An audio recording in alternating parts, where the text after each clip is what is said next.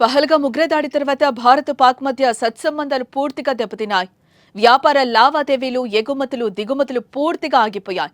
మరోపక్క పాక్ మద్దతుగా మాట్లాడినా, పోస్టులు చేసినా దేశ వ్యతిరేక కార్యకలాపాలకు పాల్పడిన వ్యక్తులుగా పరిగణిస్తున్నారు. ఈ నేపథ్యంలో తాజాగా ప్రముఖ కొరియర్ కంపెనీలకు కేంద్ర ప్రభుత్వం నోటీసులు జారీ చేసింది. పాకిస్తానీ జెండాలు, పాక్ సంబంధిత వస్తువుల అమ్మకాలపై Amazon India, Flipkart, eBay India, Etsy వంటి ప్రధాన ఈ-కామర్స్ ప్లాట్ఫామ్లకు సీసీపీఏ నోటీసులు జారీ చేసింది.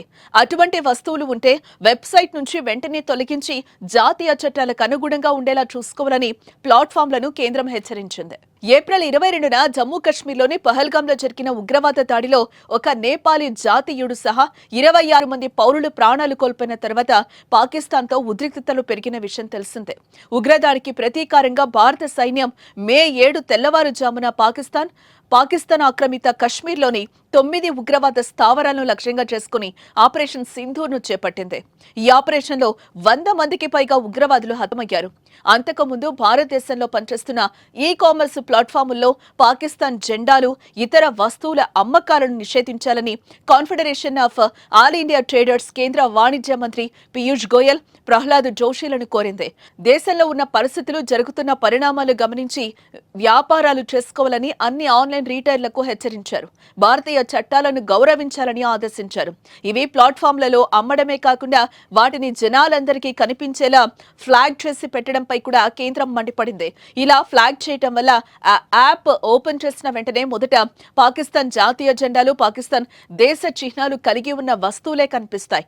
వాటిని కొనాలంటే ఆయా ప్లాట్ఫామ్లు రికమెండ్ చేసినట్టు ఉంది. దీనిపై దేశవ్యాప్తంగా ఫిర్యాదులు వెల్లువెత్తాయి. సోషల్ మీడియాలో కూడా చాలా మంది పోస్టులు పెట్టారు. అన్నింటినీ చూసిన కేంద్రం వారికి నోటీసులు జారీ చేసింది. పహల్గామ్ ఉగ్రవాద దాడి తర్వాత భారత్, పాకిస్తాన్ మధ్య ఘర్షణ జరుగుతోంది. ఉగ్రదాడికి ప్రతిచర్యగా భారత్ పాకిస్తాన్లోని ఉగ్ర శిబిరాలను కూల్చివేసింది. ఆపరేషన్ సింధూర్ తర్వాత దేశవ్యాప్తంగా ఓ విధమైన భావోద్వేగ వాతావరణం నెలకొంది.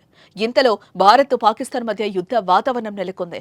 ఇలాంటి పరిస్థితుల్లో ఈ-కామర్స్ సైట్ చేసిన చర్యలపై ఆగ్రహం పెల్లుబిక్కింది.